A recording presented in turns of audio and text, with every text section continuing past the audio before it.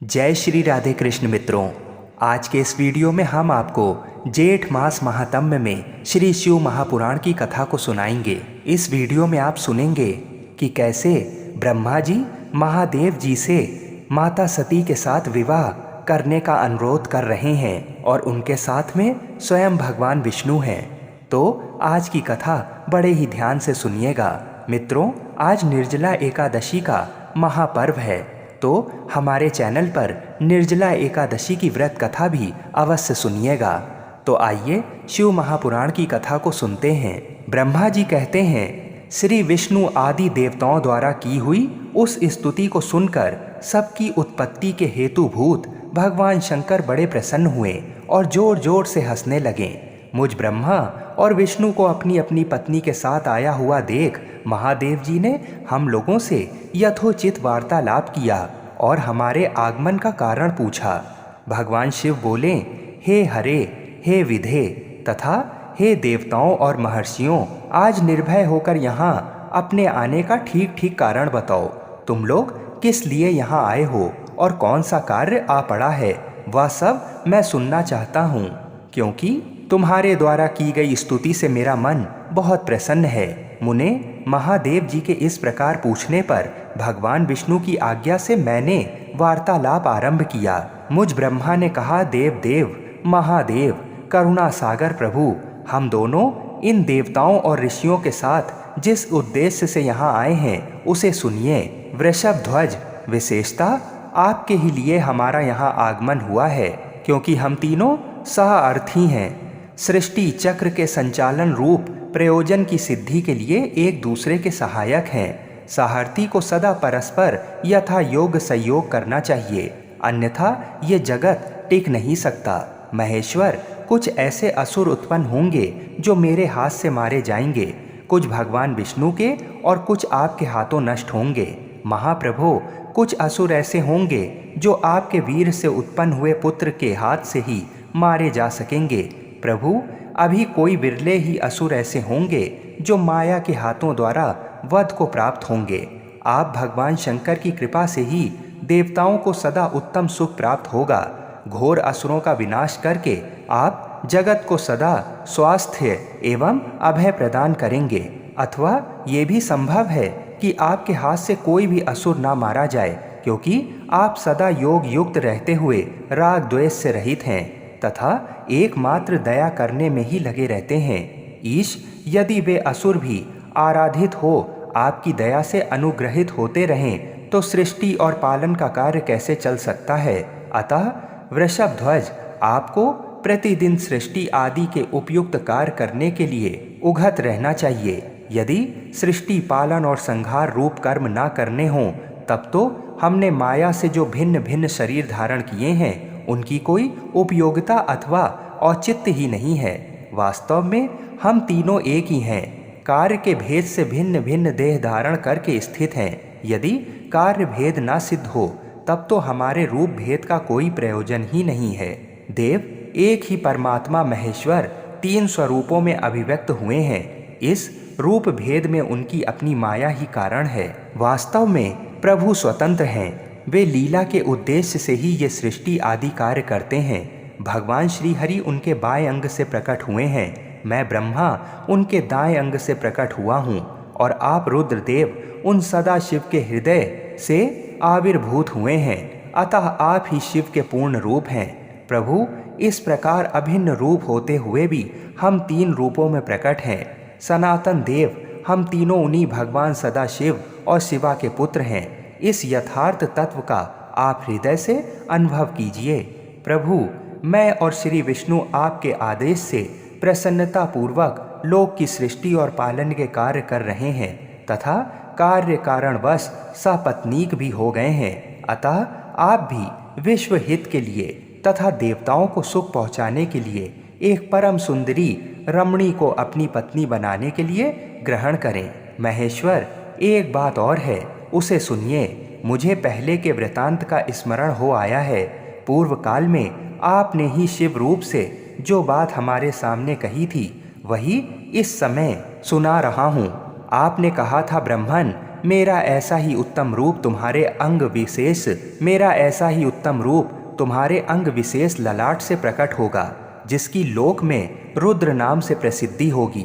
तुम ब्रह्मा सृष्टिकर्ता हो गए, श्री हरि जगत का पालन करने वाले हुए, और मैं सगुण रुद्र रूप होकर संहार करने वाला होऊंगा। एक स्त्री के साथ विवाह करके लोक के उत्तम कार्य की सिद्धि करूंगा। अपनी कही हुई इस बात को याद करके आप अपनी ही पूर्व प्रतिज्ञा को पूर्ण कीजिए।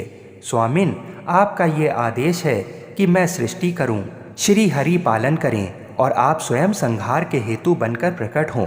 सो आप साक्षात शिव ही संहारकर्ता के रूप में प्रकट हुए हैं। आपके बिना हम दोनों अपना अपना कार्य करने में समर्थ नहीं हैं। अतः आप एक ऐसी कामिनी को स्वीकार करें जो लोक हित के कार्य में तत्पर रहे। संभो, जैसे लक्ष्मी भगवान विष्णु की और सावित्री मेरी सहधर्मणी हैं, उसी प्रकार आप इस समय अपनी जीवन सहचरी प्राण वल्लभा को ग्रहण करें। मेरी ये बात सुनकर लोकेश्वर महादेव जी के मुख पर मुस्कुराहट दौड़ गई।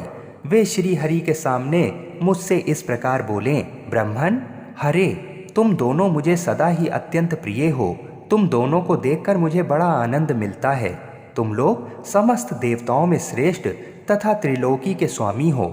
लोक हित के कार्य में मन लगाए रहने वाले तुम दोनों का वचन सुनकर मेरी सृष्टि में अत्यंत गौरवपूर्ण है। तुम दोनों का वचन मेरी दृष्टि में अत्यंत गौरवपूर्ण है, किंतु सुश्रेष्ठ गण, मेरे लिए विवाह करना उचित नहीं होगा, क्योंकि मैं तपस्या में संलग्न रहकर सदा संसार से विरक्त ही रहता हूँ और योगी के रूप में मेरी प्रसिद्धि है। जो निवृत्ति के सुंदर मार्ग पर स्थित है, अपने आत्मा में ही रमण करता आनंद मानता है, निरंजन, माया से निर्लिप्त है, जिसका शरीर दिगंबर है, जो ज्ञानी, आत्मदर्शी और कामना से शून्य है, जिसके मन में कोई विकार नहीं है, जो भोगों से दूर रहता है तथा जो सदा अपवित्र और अमंगल वेशधारी है, उसे संसार में कामनी से क्या प्रयोजन है, ये इस समय मुझे बताओ तो सही।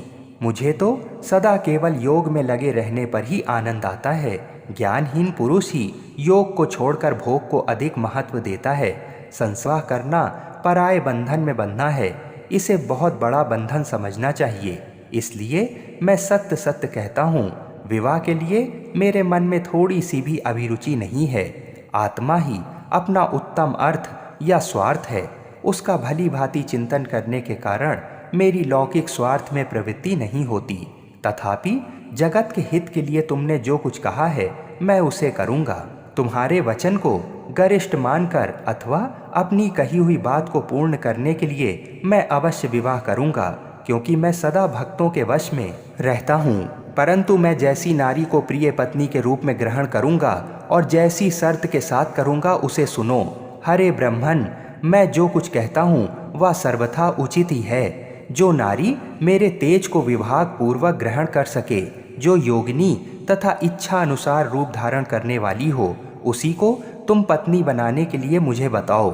जब मैं योग में तत्पर रहूं, तब उसे भी योगिनी बनकर रहना होगा, और जब मैं काम आसक्त हूँ, तब उसे भी कामिनी के रूप में ही मेरे पास रहना होगा। वेद वेत्ता विद्वान जिन्हें अविनाशी बतलाते हैं, उन ज्योति स्वरूप सनातन शिव का मैं सदा चिंतन करता हूँ और करता रहूँगा। ब्रह्मन, उन सदा शिव के चिंतन में जब मैं ना लगा हूँ, तभी उस भामिनी के साथ मैं समागम कर सकता हूँ। जो मेरे शिव चिंतन में विघ्न डालने वाली होगी, वह जीवित नहीं रह सकती। उसे अपने जीवन से हाथ धोना पड़ेगा। तुम विष्णु और मैं तीनों ही ब्रह्म स्वरूप शिव के अंशभूत हैं। अतः महाभाग गण, हमारे लिए उनका निरंतर चिंतन करना ही उचित है। कमलासन, उनके चिंतन के लिए मैं बिना विवाह भी रह लूँगा, किंतु उनका चिंतन छोड़कर विवाह नहीं करूँगा। अतः तुम मुझे ऐसी पत्नी प्रदान करो जो सदा मेरे कर्म के अनुकूल चल सके। ब्रह्मन, उसमें भी मेरी एक और शर्त है, उसे तुम सुनो। यदि उस स्त्री का मुझ पर और मेरे वचन पर अविश्वास होगा, तो मैं उसे त्याग दूंगा। उनकी ये बात सुनकर मैंने और श्री हरि ने मंद मुस्कान के साथ मन ही मन प्रसन्नता का अनुभव किया। फिर मैं विनम्र होकर बोला, नाथ, महेश्वर, प्रभु, आपने जैसी नारी की खोज आरंभ की है, वैसी ही स्त्री के विषय में मैं आपको प्रसन्नतापूर्वक कह रहा हूँ। साक्षात सदाशिव की धर्मपत्नी जो उमा हैं, वे ही जगत का कार्य सिद्ध करने के लिए भिन्न भिन्न रूप में प्रकट हुई हैं। प्रभु सरस्वती और लक्ष्मी, ये दो रूप धारण करके वे पहले ही यहाँ आ चुकी हैं। इनमें लक्ष्मी तो श्री विष्णु की प्राण वल्लभा हो गईं और सरस्वती मेरी। अब हमारे लिए वे तीसरा रूप धारण करके प्रकट हुई हैं। प्रभु लोक हित का कार्य करने की इच्छा वाली देवी शिवा दक्ष पुत्री के रूप में अवतीर्ण हुई हैं। उनका नाम सती है। सती ही ऐसी भार्या हो सकती हैं जो सदा आपके लिए हितकारिणी हो। देवेश, महातेजस्विनी सती आपके लिए, आपको पति रूप में प्राप्त करने के लिए दृढ़तापूर्वक कठोर व्रत का पालन करती हुई तपस्या कर रही हैं। महेश्वर, आप उन्हें वर देने के लिए जाइए, कृपा कीजिए और बड़ी प्रसन्नता के साथ उन्हें उनकी तपस्या के अनुरूप वर देकर उनके साथ विवाह कीजिए। शंकर भगवान विष्णु की, मेरी तथा इन संपूर्ण देवताओं की यही इच्छा है। आप अपनी शुभ दृष्टि से हमारी इस इच्छा को पूर्ण कीजिए, जिससे हम आदर पूर्वक इस उत्सव को देख सकें। ऐसा होने से तीनों लोकों में सुख देने वाला परम मंगल होगा और सबकी सारी चिंता मिट जाएगी, इसमें संशय नहीं है। तदनंतर मेरी बात समाप्त होने पर लीला विग्रह धारण करने वाले भक्त वत्सल महेश्वर से मधुसूदन अच्युत ने समर्थन किया। तब भक्त वत्सल भगवान शिव ने हंसकर कहा, बहुत अच्छा, ऐसा ही होगा। उनके ऐसा कहने पर हम दोनों उनकी आज्ञा ले अपनी पत्नी तथा देवताओं और मुनियों के साथ अत्यंत प्रसन्न हो अपने अभीष्ट स्थान को चले आए। मित्रों, ये अध्याय यहीं पर समाप्त हुआ। आगे की सुंदर सुंदर कथाओं को सुनने के लिए हमारे चैनल को सब्सक्राइब अवश्य करें। जय श्री राधे कृष्ण। हर हर महादेव।